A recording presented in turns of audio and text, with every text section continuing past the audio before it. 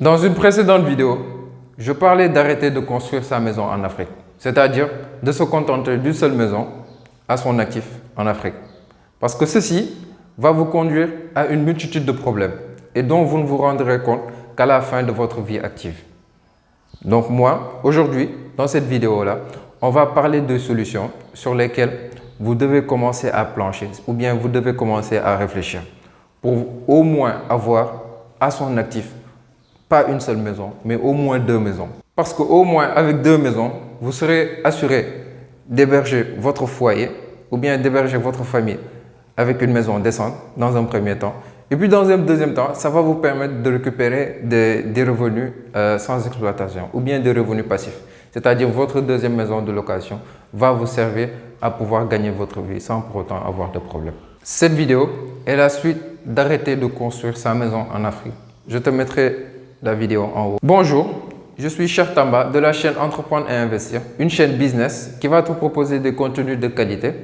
Nous irons à la rencontre d'entrepreneurs, d'investisseurs qui vont te donner leurs conseils, leurs astuces pour que toi aussi demain, tu puisses te lancer dans l'entrepreneuriat et dans l'investissement dans le but de participer au développement de l'Afrique. Pour ça, je te propose de t'abonner à la chaîne et d'activer la cloche de notification pour être informé à chaque fois de l'apparition de nos nouvelles vidéos. Les solutions que je vais proposer sont au nombre de 6. Maintenant, c'est à vous de voir parmi les 6 solutions quelles sont ou bien quelle est la solution que vous allez adopter pour que demain ou bien pour qu'aujourd'hui, dès à présent, vous puissiez commencer à vous construire votre patrimoine immobilier.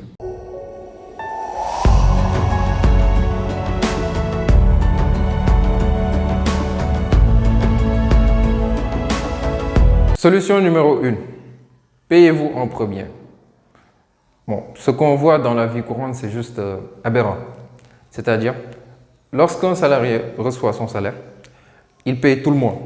Il paye toutes les factures, il paye toutes les charges. Il reçoit et se paye en dernier. C'est juste... Donc, vous travaillez pour les autres en réalité. Ce que je vous propose, c'est de vous payer en premier. C'est-à-dire, avant de payer toutes les charges, tous les frais et autres là, constituez-vous une part de votre salaire qui va vous revenir de droit. Vous allez vous dire vraiment que ça, c'est mon travail, c'est mon dû. Donc, je vais utiliser une partie de cet argent-là. Bon, peu importe comment est-ce que vous allez l'utiliser, mais payez-vous en premier. Ça, c'est une règle de base même de l'éducation financière. Donc, il faut commencer lorsque vous recevez votre salaire ou bien lorsque vous faites l'état de vos dépenses du mois. La première dépense qui doit être en tête de liste, c'est d'abord de vous payer en premier, moi, parce que c'est vous qui avez travaillé pour ce salaire. Ce serait inapproprié d'être le dernier à être payé. Donc, payez-vous en premier. La règle de base numéro 1. Solution numéro 2. Constituez-vous une épargne, au moins égale à 30% de votre salaire. C'est-à-dire, vous prenez votre salaire net, vous le divisez en 3 parties. Une partie dépenses, une partie épargne et l'autre partie, ce sont pour les autres frais. Se constituer une épargne et je dirais même capital. Parce que sans épargne, on ne peut pas avoir d'excédent. On ne peut pas avoir un surplus d'argent que vous avez mis de côté. Et sans surplus, vous ne pouvez pas investir normalement. Donc, au lieu de dépenser à tort et à travers, faites votre budget. Payez-vous en premier. Constituez-vous votre épargne. Et au fil du temps, vous allez voir que voilà, c'est quelque chose qui va vous rapporter plus. C'est vrai que pour certains, 30% de votre salaire, ça constitue beaucoup. Mais avec le temps, commencez petit. Comme je le dis toujours, il faut toujours commencer petit.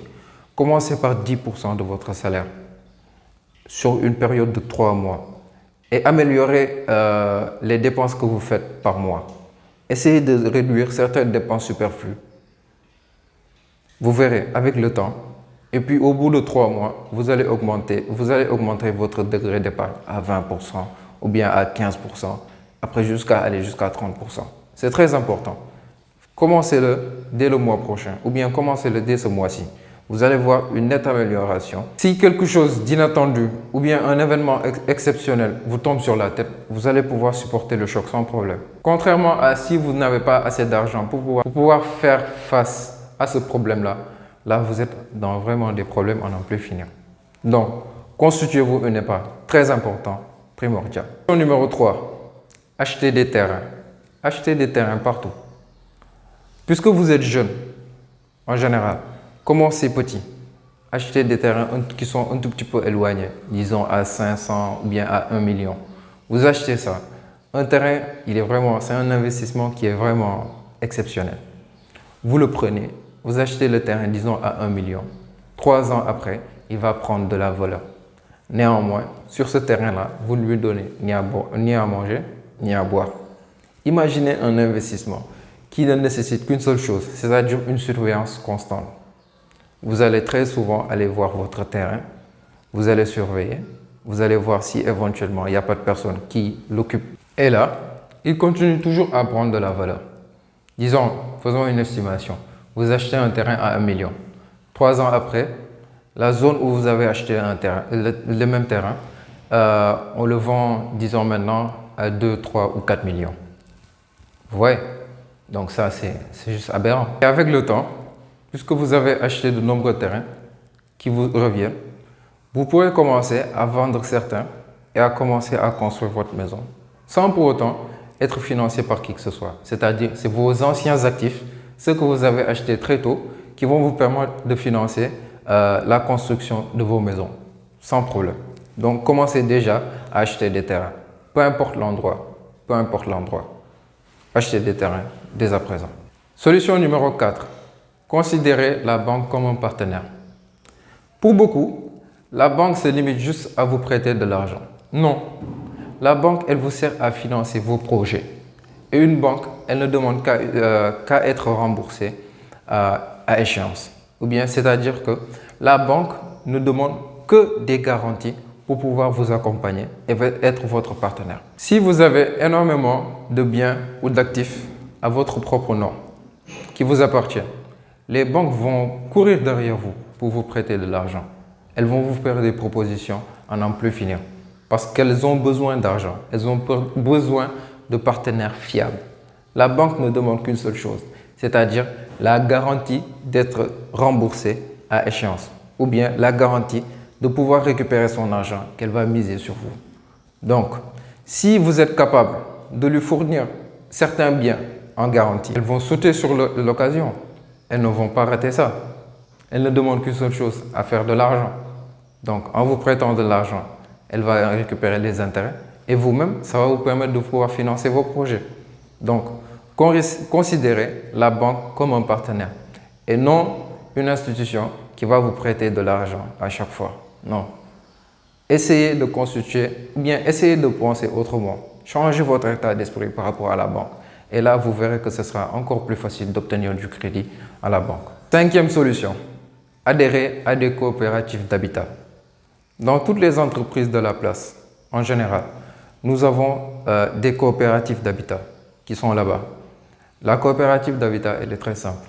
On vous propose de verser mensuellement ou bien annuellement une certaine somme d'argent. Et puis, au bout d'un moment, on va vous donner un logement. Ce logement, il sera à votre nom, que vous allez continuer à payer doucement. Ça, c'est un mode de financement qui est très simple. Les coopératives d'habitat sont vraiment quelque chose qui vont vous permettre de pouvoir acquérir plusieurs maisons sans pour autant que vous puissiez le sentir. Et puis, à partir du moment où vous avez les clés de votre première maison, n'y habitez pas. S'il vous plaît, n'y habitez pas. Louez-la. Prenez-la, louez-la. Maintenant, l'argent que vous allez recevoir de cette location-là, ça va vous permettre non seulement de pouvoir payer la maison, et puis de pouvoir avoir de l'argent en surplus. Donc ça, vous allez gagner 2 fois en louant cette maison-là, plutôt que d'y habiter. On a des sociétés qui sont spécialisées aussi dans ça. On a la SNHLM, on a les SICAP, on a aussi Cypress. C'est le même mode de fonctionnement. Peut-être qu'ils vont changer les noms, mais en réalité, ce sont les mêmes choses. Donc, ils vous proposent d'acheter une maison sur une très longue période que vous allez payer régulièrement. Donc, ça aussi, c'est très bien.